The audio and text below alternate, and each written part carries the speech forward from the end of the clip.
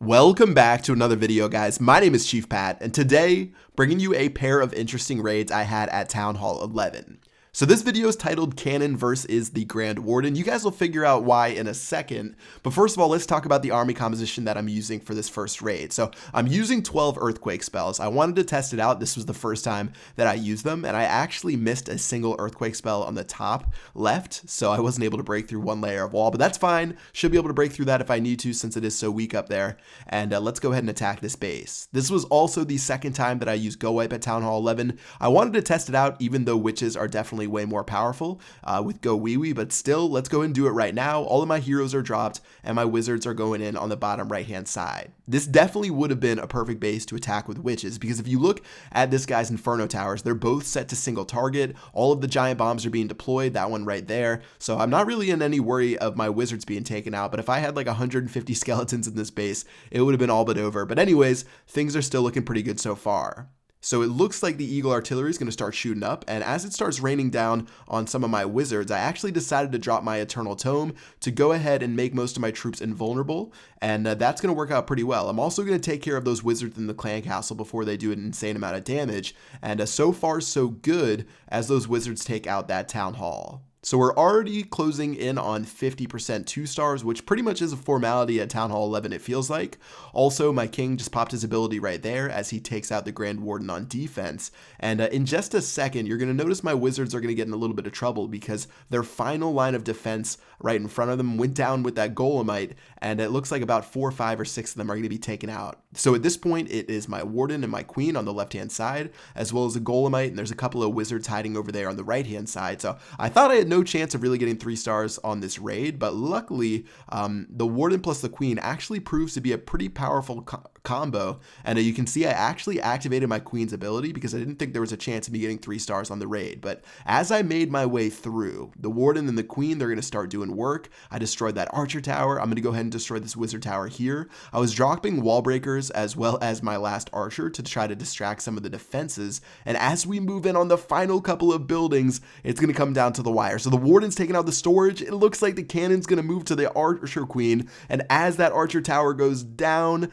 only the cannon is left, and the Grand Warden's going to lose this one-on-one to decide that 3-star battle. So 2 stars, 95%. You know, I didn't really think I had a chance of getting 3 stars. That one's on me, but 95% 2 stars. Looks like the Grand Warden loses this 1v1, but let's just go ahead and go to another raid. This raid actually happened about maybe 7 minutes after that first one, and this one is against Gluteus Maximus of Empire. So I'm using witches for this army composition, and I don't even notice this Eagle Artillery on the left-hand side. Seriously, I'm an idiot. I don't even notice that artillery. I'm just hanging out, just not even paying attention to it as my troops make their way in. A giant bomb's going to take care of like 3 wizards, not a big deal. And I'm just hanging out doing this raid, and I am using witches for this one. So definitely a little bit more tryhard. I'm expecting 3 stars for this one. I still have not noticed this Eagle Artillery, and I'm just minding my own business, making my way into the base. So the Eagle Artillery is about to rain down on those golems. Jump spell is going to go, so most of my troops can make their way into the core with the town hall. Looks like giants are inside of the clan castle, which are a little bit weird. I'm not complaining though. Should be easy pickings for my witch or my queen right there.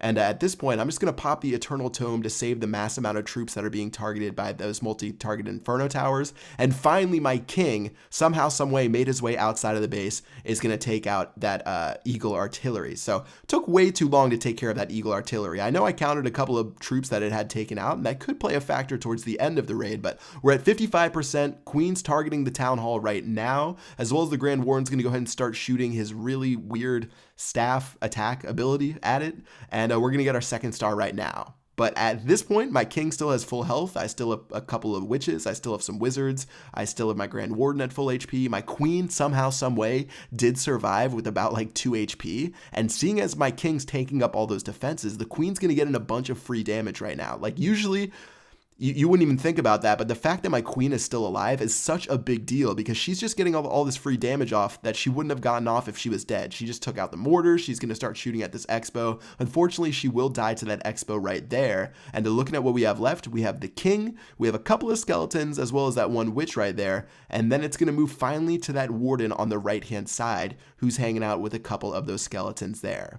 So again, it looks like it's going to come down to the Warden. He's going to take care of that army camp. Focus on this Expo right now. Again, the Warden's going to have to take care of 2 defenses by himself. He's going to go ahead and start zapping on this Expo as he runs out of his final skeleton. And at this point, he's a little bit more healthier than the last raid, so I was pretty optimistic, and he decides to target this Dark Elixir drill, and he's still outside of the range of the cannon. So in order to have a chance, the Warden has to target the cannon after he takes care of this Dark Elixir drill, or there's no way he's going to survive. So he's going to move, start targeting the cannon on the 1v1, and at this point, I had no idea what to think because he was at 60% HP. He's starting to shoot away, and as you guys can tell by the replay ending in 1 second, the Warden loses the 1v1 as I tilt the screen in anger.